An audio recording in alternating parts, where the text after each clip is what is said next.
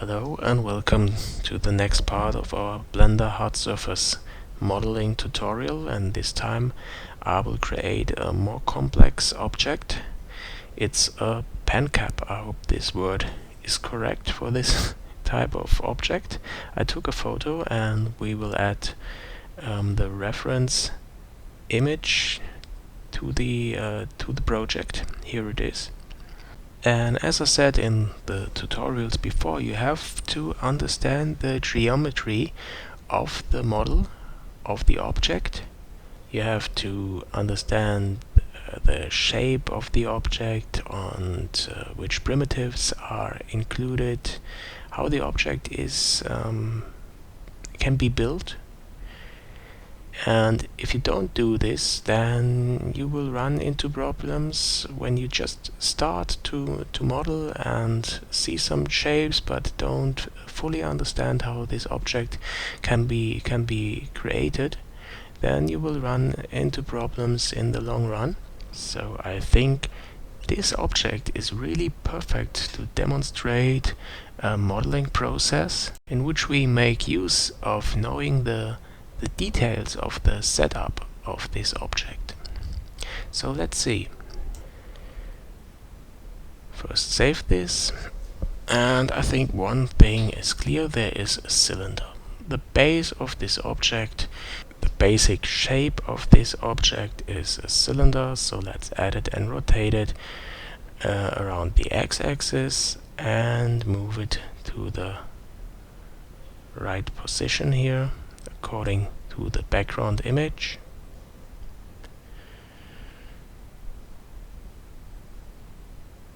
Scale it. Yeah, but I think I will increase the size of the background image a little bit and reposition the cylinder again.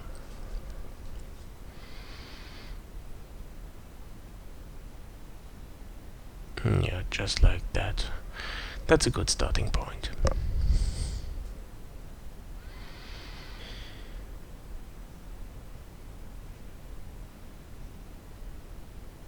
Okay, I switch to smooth shading, and let's use a matte cap for this. I think the red one will go. Yes. Okay, so let's start. Let's first understand the shape.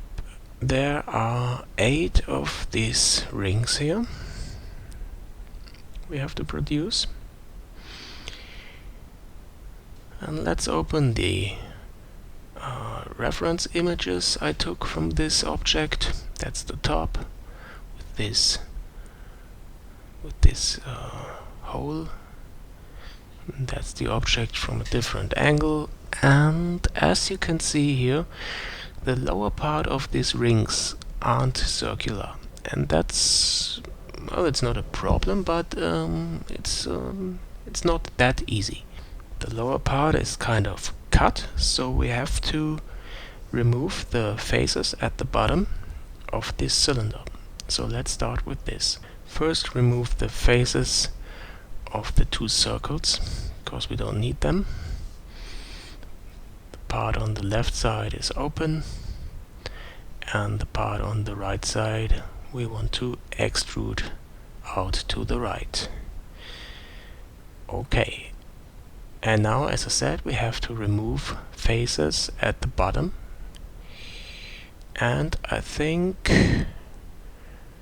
yeah, first let's select this, press B and select this lower part, and now we have selected 4 faces, and let's remove this. Okay, now we have a hole and we have to fill it, so switch to edge selection, select these 2 edges and press F to fill it. And I think that is the basic shape of the left side of this object. Okay, now let's see how we can proceed, because the inner part of this object is a perfect circle. So let's move the cursor to the center of this object and let's add a circle. Rotate it 90 degrees around x-axis and let's scale it according to our image. Okay, and now scale it down here like that, and this fits nicely. Okay, now let's join this to one object, and now we can select the outer ring of the cylinder, and by pressing the Shift key and Alt, also the circle we just added, and now press Alt F to add the faces, to bridge this, and then turn the triangles to quads. Here we go. That's a good start for this object. Okay, great. Now let's add some edge loops to make this edge here really sharp and turn it to smooth shading. Okay, that already looks quite nice. Okay, let's continue with the outer edge of the left side. Press E and return, and then press S to scale it. Then E again and move this edge here, extrude it to the inside of the object. Now let's appear the outer edge really crisp, so select it with Alt and left click and press Ctrl B to add a bevel to this edge loop and also to the inner edge loop.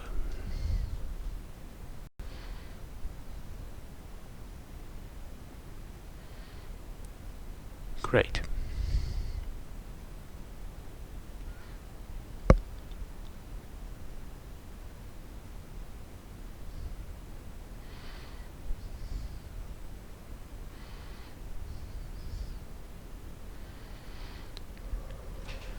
Okay, let's switch to wireframe and move this edge loop here a little bit more to the inside and scale it. Yeah, like this. I think that's good enough, because you don't see the inside here. Of course we could fill it, but I think that's enough for this tutorial. So let's move on for the right side and to add these nice rings here. Again, these rings are not perfect circles, so I copy the edge loop of the cylinder and move it here to the right side to match this first ring. And now I switch to vertex selection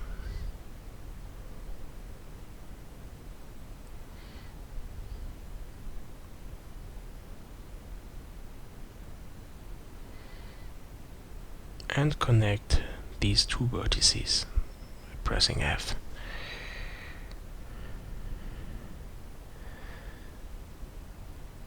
Now select this edge loop and extrude it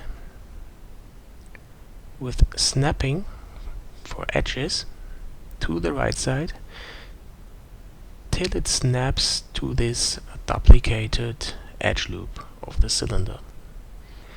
Just like this. And now we can select these two edge loops and again press Alt F to add the faces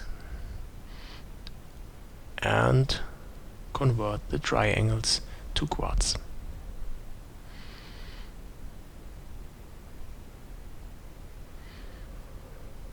Now select the outer edge loop here, press E, constrain it to the Y-axis and move it to the right. And this is our first ring, the start of this first ring.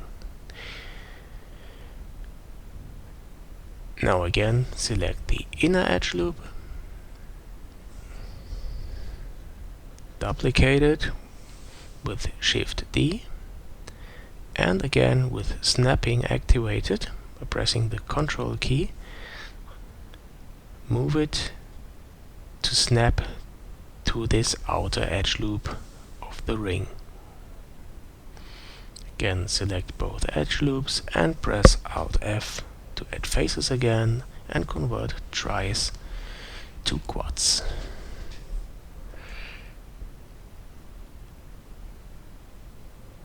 Now extrude out the inner ring here, like this. And this is our first ring we added. Okay. And now we know that we have 8 of these rings, okay? So let's select all edges of this ring we just added.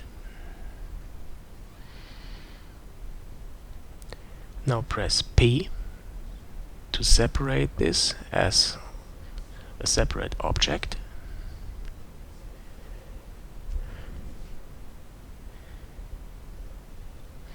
Turn to smooth shading and add bevels.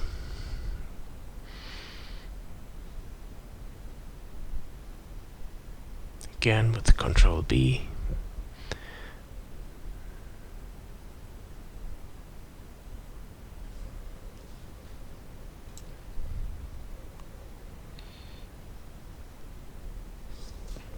Okay, really nice.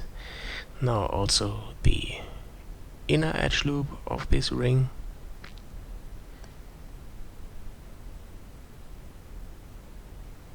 Not this one, but the other one.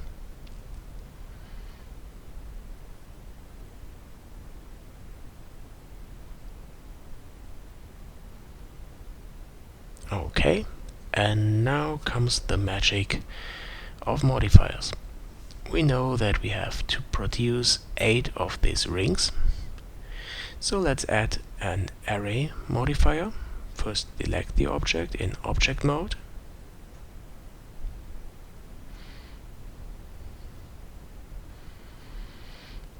Now add modifier, array,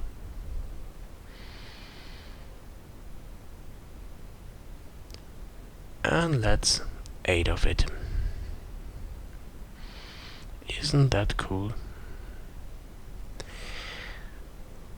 Okay, now I think we can scale them a little bit with constraint to the y-axis till it fits the reference image.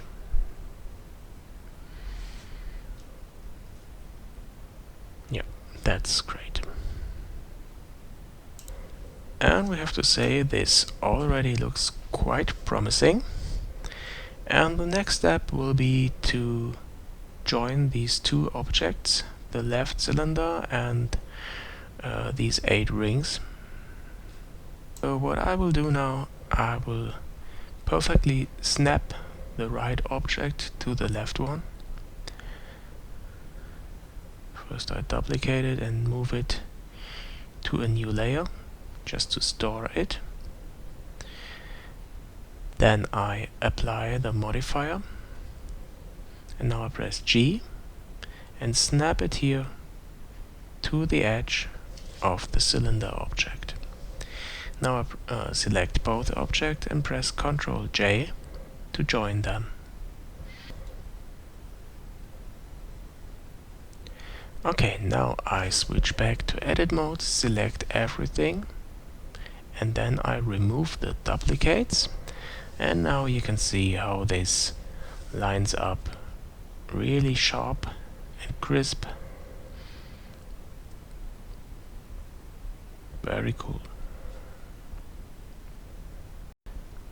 Now create the top of the object. This is a kind of cut circle, but we don't have to add a circle for this. We just scale this a little bit down.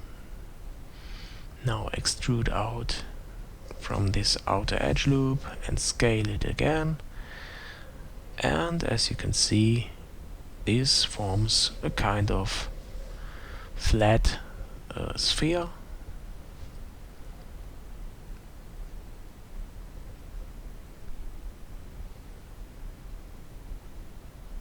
And the last part, scale it again. And this inner part is a little bit extruded to the inside of the object. So let's do this. Press E and extrude this part.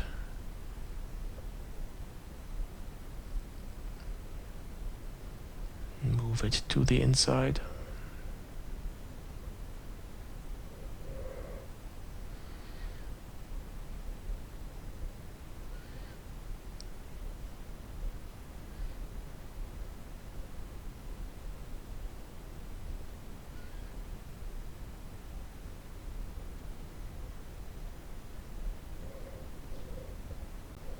Yeah, I think this was a little bit too much. Still looks nice. Let's see. Yeah, why not? Okay. I think that's okay. Perhaps let's add a small bevel here to the outer edge loop of this small hole.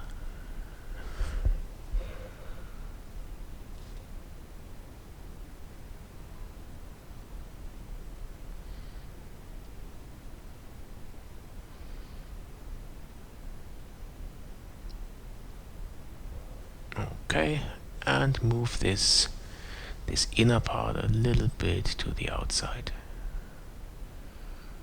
This can be done, I think, with circle selection.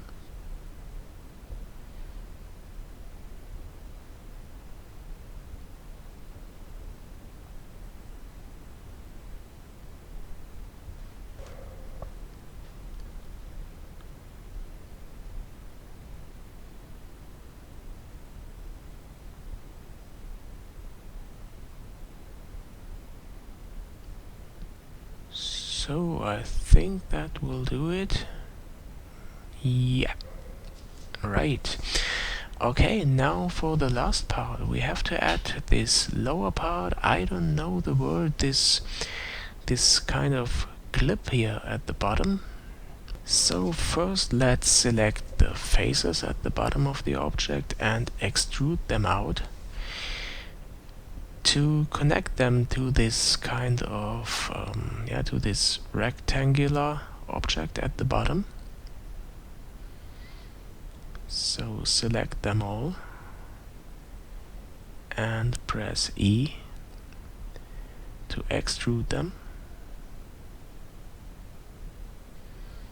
like that. Okay, and now let's connect the inner faces of these rings, 2 at a time, and then choose the operation bridge edge loops. Okay, press space and search for bridge edge loops. Here it is. Okay, great, and the same operation we have to do for all the faces. I think I will speed this up. Let's bridge all of these.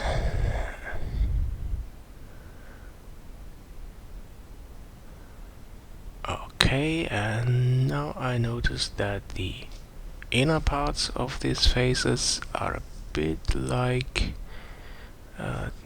too much inside of the object. So I move them to the outside till they snap to the outer edge. Okay, and now let's add an edge loop to make it a little bit more crisp here, and we are done. Great. And now the very last part. This is this outer clip here. And this one we can extrude out of these two faces here. Just press extrude, E, the E key, extrude it to Z direction, and then be sure to be in orthographic view. I do this by pressing Alt key, left mouse button until the view snaps to orthographic mode. And then always extrude and then rotate, and again extrude. Okay, make sure I select the whole face here. Again extrude, rotate a little bit, and extrude and rotate a little bit. There are other possibilities to do this, but I think for this one this will be the fastest.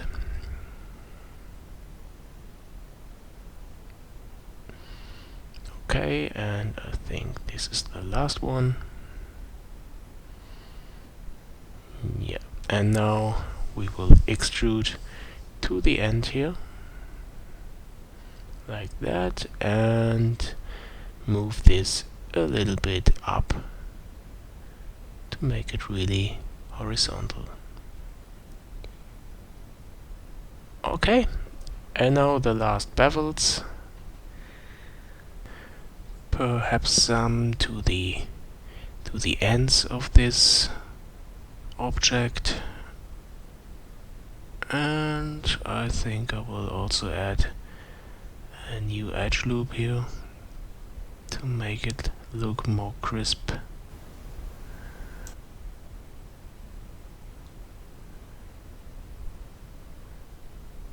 Okay, and I think we are done with this modeling process.